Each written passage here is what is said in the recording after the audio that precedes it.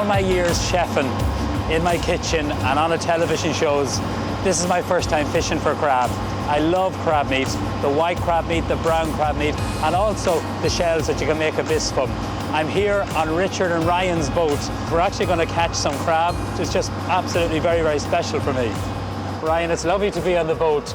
You know, your dad is here driving it yourself. It's really a family business, isn't it? Yeah. No, it's a great family business. It started in 1987 with my father and his friend going fishing in the morning and supplying restaurants in the afternoon in the local West Cork area. And then they started exporting shrimp into France and Spain. They expanded into a factory, exporting further afield to Asia. Then we expanded into a 20,000 square foot factory in Danish Island. A lot of it will go to France, Spain and Portugal, and they really like the Irish crab, the Irish shrimp, the Irish velvet crab. And your scallops, I've used them. Scallops in Castlecombe are really, really known for their good size and good taste. This is the season now for the brown crab, isn't it? This is the main season for the brown crab, yeah. The season starts in April or May and keeps going till December or January even sometimes. Shellfish de la Mer, that's the name of it. Yes, the main products are your crab, prawns, scallops, shrimp. We have a mussel farm as well, and we do about 500 tonne a year.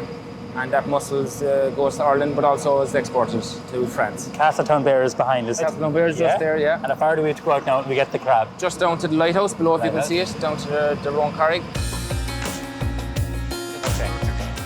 Just throw that over on the rail on the other side. That helps the string in position. Gotcha. Yes.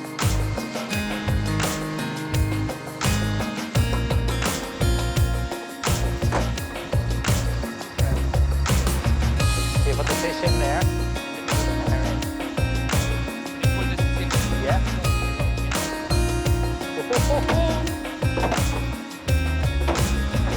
Oh, they're alive. Look at that. I can't get over the weight of them. You wouldn't be bringing them up by hand, huh? No. It's a hard life. They used to before, years ago, like. So in season, you do this every day? Every day, about Come out here. 6 days a week, you would Wow. say, if the weather lets you. You can see just in the cage, you see, look? Yes. It's open here and then it's flat, so they can't crawl back out. It's not very clever. So there would have been herring in this and they've eaten them? Yeah, all gone. So they're well fed?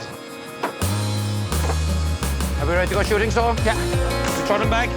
Take down the next one, okay? Watch the rope, yeah. Yep. That's brilliant. That one, yeah. Anchor.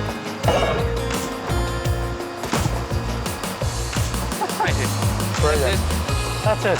Same thing every day. I thought cooking was a hard job. Fair play.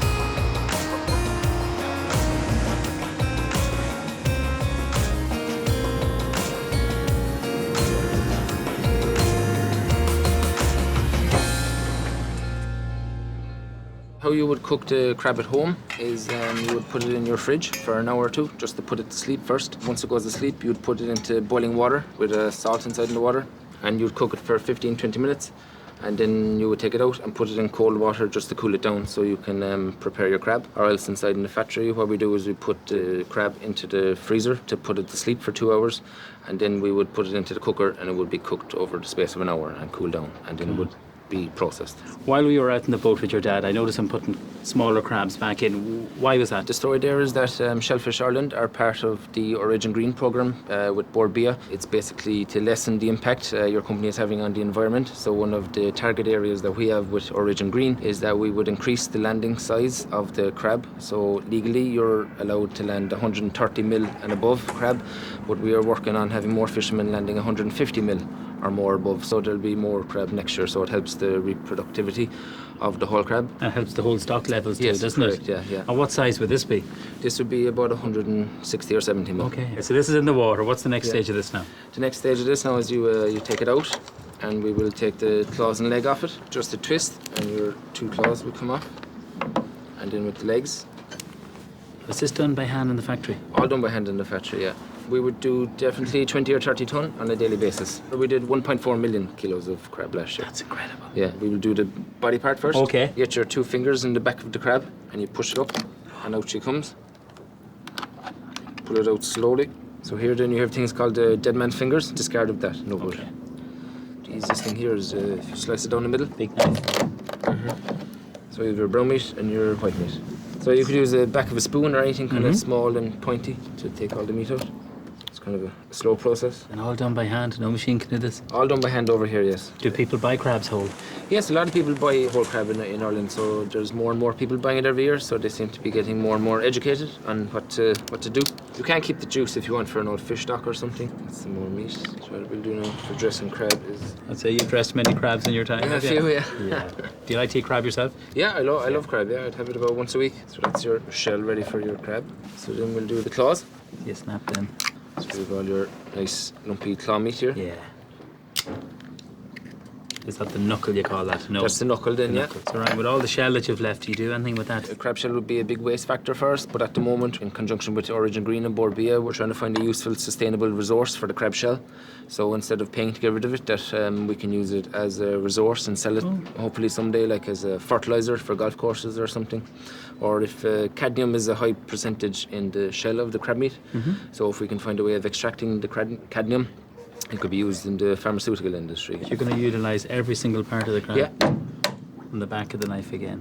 Back of the knife or a rolling pin, whatever's handiest. So that's all the meat from the crab toe. So the only part we won't forget about is the legs, because there's plenty of meat in the leg as well. Is there? So we tap that slightly, break off, and you have a nice bit of meat in there as well. So here we have our white meat and our brown meat. We have our cleaned crab shell. So we'll dress the crab, just chop up the brown meat a little bit, and do the white meat a little bit. You don't want to cut it too small, you don't. You want nice... No, you want the lumps, the big lumps. You know? Yeah. So we'll put the white meat on either side here, put the brown meat in the middle, if we can. Lemon juice and black pepper. A little bit of black pepper. Do you like to eat it like this yourself? I do, yeah. No, I'd have it at home that way. What about your dad? Is he Pure a fan? natural. Is he a fan? He does, he likes crab, right? Yeah. He's reared up on it. He don't taste. From a young age, exactly. I'm going to taste it. Yeah. That is so delicious. It's sweet, soft, beautifully cooked. Ryan, thank you so much for bringing me out crab fishing, for cooking the crab off from start to finish to your dad. I wish you continued success. Thank you.